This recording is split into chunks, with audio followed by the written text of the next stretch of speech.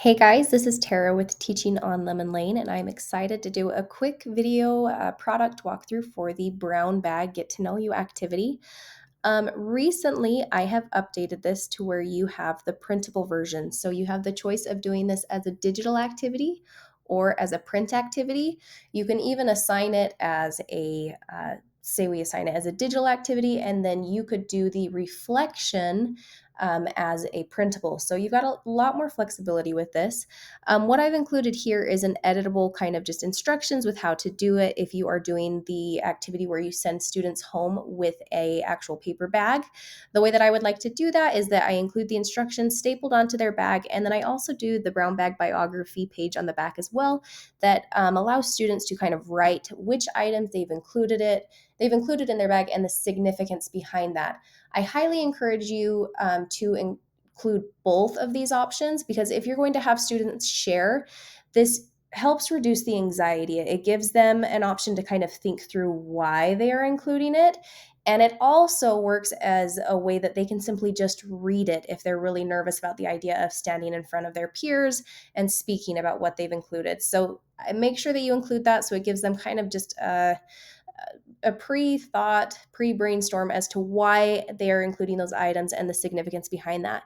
So we have a color option. All of the text is editable. Remember, if you edit any text here, like maybe you want to use more than 3 items, you need to edit the text over here on each one of these as well. The best way to do that is to simply delete these 3, edit 1, and then you're going to control and copy and paste each, like the one that you've edited onto each page. So instead of having to do that each time you edit it. So there's a color version, there's a more printer friendly version. Here's the options where they go through and they actually kind of list out the significance. I've got it down to 3. If you want to add more than that, you simply just need to add more numbers. 3 seems to be a really sweet number that I found though. 5 can almost drag on too long as students are sharing. And 3, they're really narrowing it down to things that mean something to them. So I encourage you to use 3, but this product is flexible enough that you can kind of change that. With the reflection, though, I have only included 3 places, so maybe have them choose their top 3 if you do end up doing, say, 5 items instead of 3. So on the reflection item, this is just where they go through, thinking back on the process. They can draw a quick little picture. They can rate the item that they picked now that it's all said and done. Maybe they would have liked to have shared something else once they've gotten ideas from their peers of what they could have included in their brown bag. So this is just a fun way to kind of think back, think if they would do anything differently, or why they thought the item that they chose was a great item, and they can defend kind of their thoughts there. All of these questions are editable, so you can go through and change them however you would like. If you want the PDF versions of these, you simply click here and click on this link, and that will take you to the PDF versions of those. Some teachers find those a little bit easier to assign or to print. So if you're looking for the PDF version, you simply click on that button there. Let's go ahead and look at some of the digital template examples as we move forward. Okay, so let's talk about the different digital options that you could assign to your students. The first one, let me zoom in a little bit more. Will fit. The first one that we have is where students are guessing which bag belongs to who. So with this one, we would actually have it covered, and I'll show you how I do that in some of the other ones. But what's fun about this is that students can start and they can interact with everyone's bag by pulling out the items that they see, seeing what's inside, and deciding who they think that is. Once they have an idea of who they think the bag belongs to, they're going to insert a comment that guesses. And what I've included as a fun way to kind of guess who they think it belongs to is a little button here. So click here to guess who I am before revealing my video. So to do that, we simply click, and then you'll see that we are directed to click on insert. And then from that point, we find the comment section. And that's going to link a comment based on who we are logged into, and we can comment who we think it is. And then we can actually slide this slide here and see if we're right or not. One fun kind of take on this activity that I would love for you to try if you are doing a digital option is for students to actually video themselves doing a screencastify video. It's a very simple tool that you can add into Google Chrome that allows students to video themselves. And simply they would just go through and do a quick video explaining the 3 items. You could also just simply delete this version where I've got the instructions to do the Screencastify video and just have students type their name. You could even just display this to your class if you're in the classroom and then have everyone guess and then reveal who it actually belongs to just by having the student raise their hand and then explain the significance.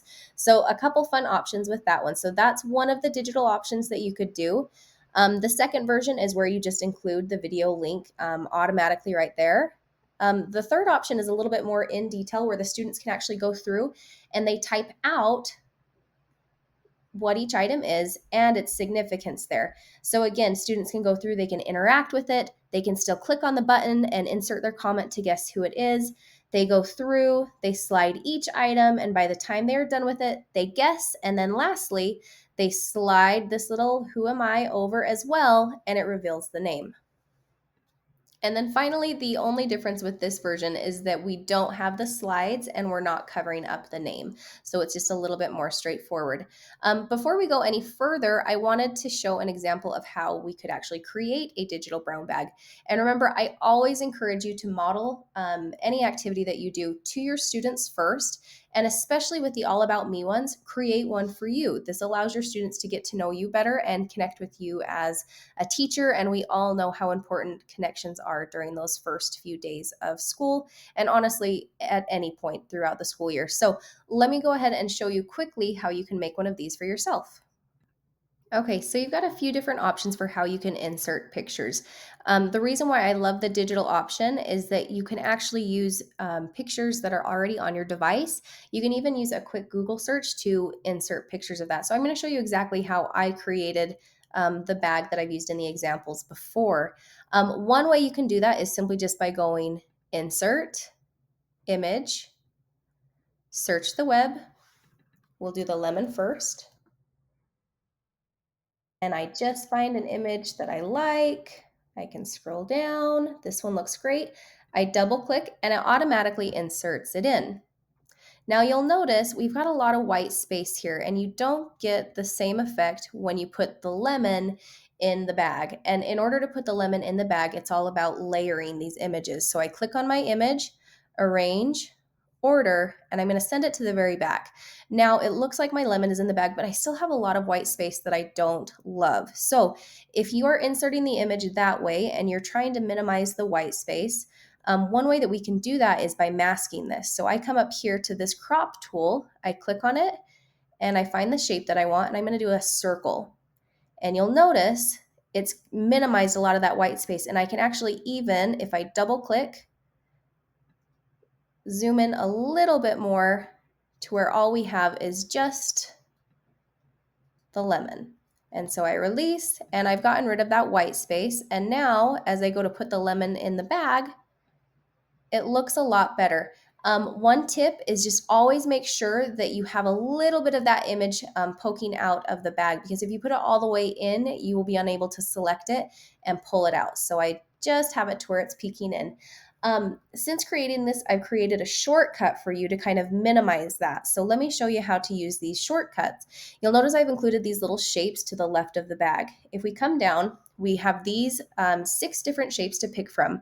I know that I'm going to use a lemon from the start, so I'm going to click on the circle image. I call these placeholders. So I click on this circle placeholder.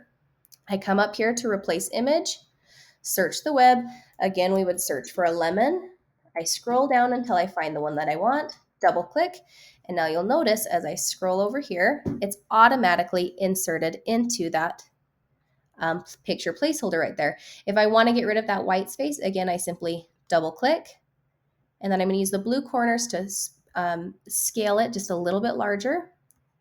And I can click on the center to kind of move it to where I want. And when I've got it where I want, I simply release, and then I can put it in the bag because these are already sent to the back.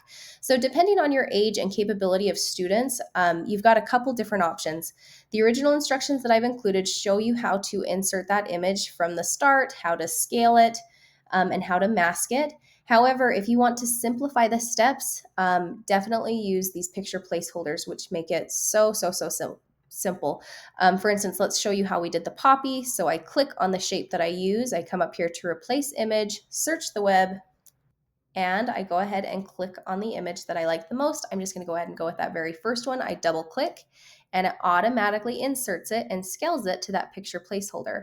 The last thing that you would do is we slide over these tabs that are hitting our clues, and we would just double click and we start typing and kind of describing why it describes us and why this item is important to us. Again, remembering that the entire point of this activity is to connect with each other. The last thing I just want to go through with you is the brown bag biography reflection. If you're referring to this as something else, notice that this text, in fact, all of the text that you see on this page is editable, so you can change it to your class's needs. Essentially, what you're having students is just kind of think back and reflect on their project. So the first thing that they're going to do is they're going to insert a picture into these Polaroids. They can do that by using these picture placeholders and simply replacing an image, or even just copying and pasting the object that they used from their digital slide and then just scaling it down. So we'll start with this one. Again, I click on the picture placeholder, replace image, search the web. We'll do the lemon. I find a lemon, I double click, and it automatically inserts it in. Then I'm going to use this scale down here to show if I think that that item accurately represented myself to my class, if it gave the class a good opportunity to get to know me. If I think maybe I would have wished that I would have done a different item, maybe I would rate it a little bit lower. And over here, I'm going to describe if the different item that I would use, what I would have done differently, and why I think that that would have been a better choice. Or, of course, if I'm happy with the lemon, I could do a 9 or a 10 or even an 8, and then describe why I thought that that was a good representation of myself. So, again, this text is editable. If you want to read through these questions here, you can edit it to your class's needs. In order for students to respond, a tip that I have is to simply click 3 times where it says type here. 1, 2, 3.